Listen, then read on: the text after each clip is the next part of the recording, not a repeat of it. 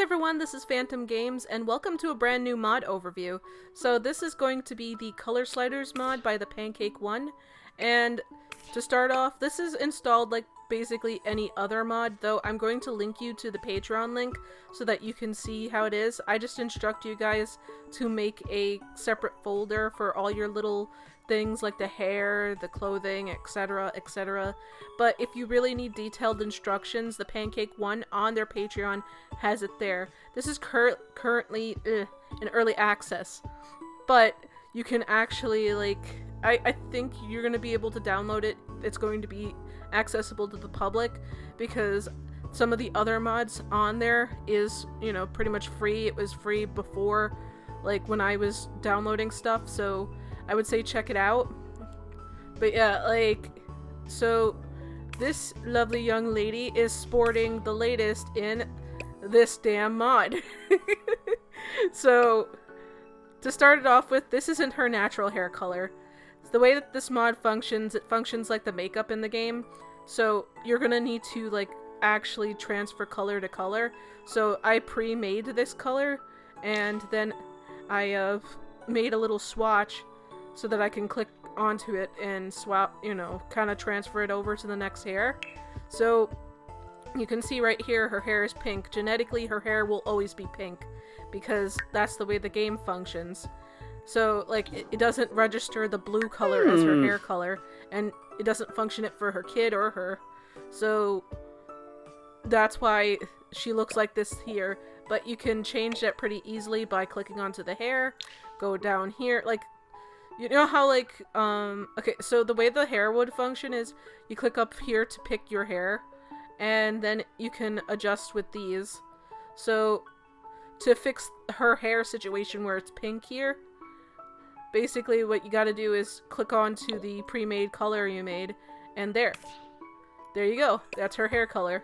It's always going to be genetically pink, but you're going to be able to transfer over from hair to hair just fine, no problem.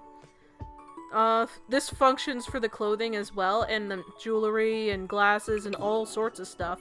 The only thing it doesn't really function for is the eyebrows, the tattoos, and the skin details, which I think will probably be something that they work on in the future. I would say, you know, join the Patreon because it's just $3. It's pretty cheap. I spend more on coffee, so I would say give it a look-see.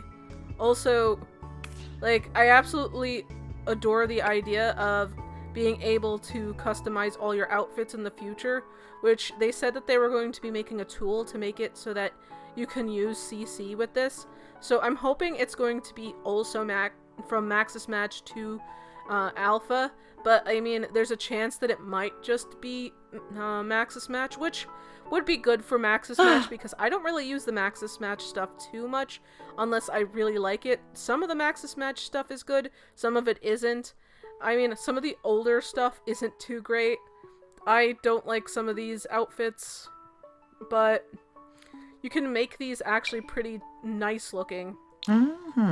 Like, take this here and make it a color that you would like, that you think is suitable. Like, this is actually a much nicer color than the default, like, green color.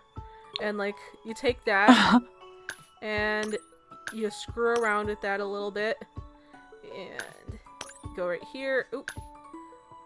Yeah, if you go to the opacity a little too much, you can actually see what's under, because it makes everything transparent. But like look at that. Look how cool that looks. Obviously, she doesn't look incredible right now because she was a randomized sim, but like I did make little tiny adjustments to her aesthetics. Yeah, like I personally, I'm in love with this.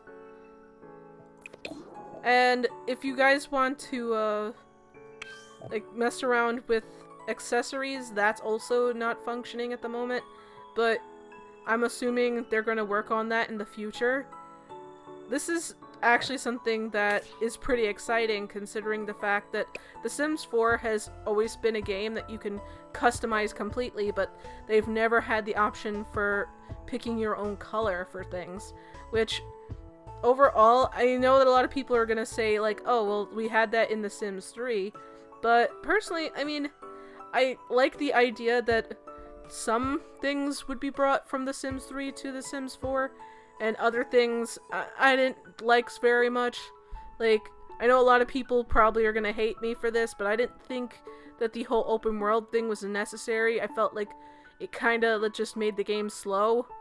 I felt like if The Sims 4 had some of the stuff that was in The Sims 3, that would be cool, like extra traits and all that, but like this is something that I definitely think should be brought into the game. Like, I know that like modders are amazing for doing what they're doing, but I also think that EA needs to be able to, you know, step up their game and give the Sims team the better like amount of people and a bigger budget and all that, so that they can make stuff like this. Like, the main reason they said that they weren't going to do this was because it would take a lot of resources, and that implies that they don't have the resources to do that. And they've done quite a lot of things, but it seems like they only get those things when they have the budget in hand. And I don't know, maybe I'm just overanalyzing things, but it seems like the Sims team isn't as appreciated from EA as, say, like FIFA or anything like that. I could be wrong, but it seems that way. But like, the fact that this modder was able to make a feature that was just for the makeup for other things in the game is pretty cool. It functions for facial hair too, so let me go to the boy. Okay. Sorry if my game's a little laggy at the moment because I've been installing other things. So, let me take his makeup off. This kid's face desperately needs help, but I'm not fixing that right now. But yeah, all the hair that's, you know, actual to the game, basically, you can just pick the color, then go here, and messed around with the hue a little bit. He looks ridiculous, but hey. Okay, so what I liked with the facial hair is if you mess with the opacity just a little bit, you can actually sort of make the hair look semi-realistic. So, like, let's see. Obviously, this is not a realistic hair color, but we're just doing this for demonstration purposes. Like, look how much nicer it looks this way. Like, because something that I complained about with the Maxis Match hair is it's so shiny, it kind of looks like a wig. But like with the opacity down a little bit, it actually makes it kind of look like hair. It still looks like clay, I'm not gonna lie. That's the main reason I don't really use the Maxis Match stuff too often, but I do use it for specific characters. Like, I use it for Bess because I actually like her hair. I think that, like, they did really well with the later game hairs. Like, let me see if I can find her hair. It's in here somewhere. I have a lot of custom content, so it's very difficult to find certain things. I think it's probably also not showing up because Bess's hair's, you know, feminine, and it's showing me all the masculine stuff. Let's try with this hair. Like, this hair actually looks pretty nice. The one thing I did notice, though, is if I do the same thing with his head hair that I did with everything else, like, let me show you. Okay, so bring the opacity down, and look over here.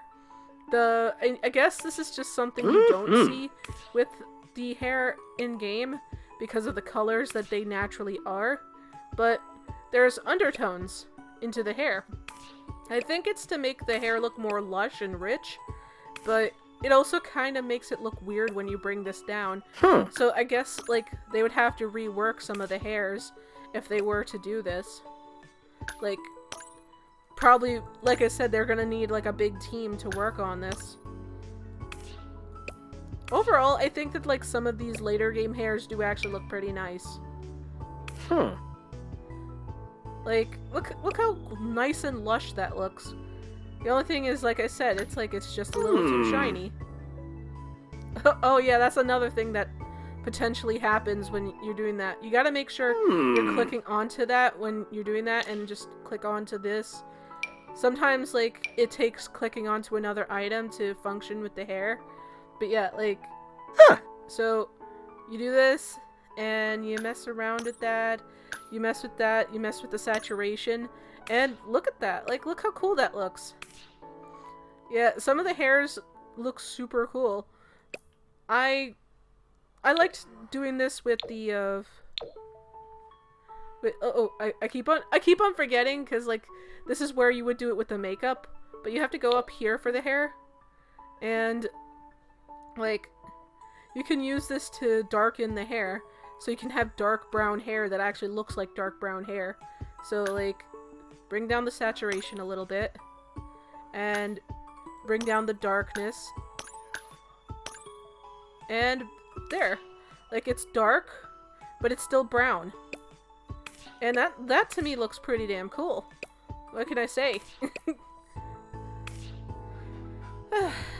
Anyway, I hope you guys enjoyed this. I know that I enjoyed working on this. Like, comment, and subscribe for more Spastastic content. And I will see you in the next one. Peace. Goodbye. Mwah.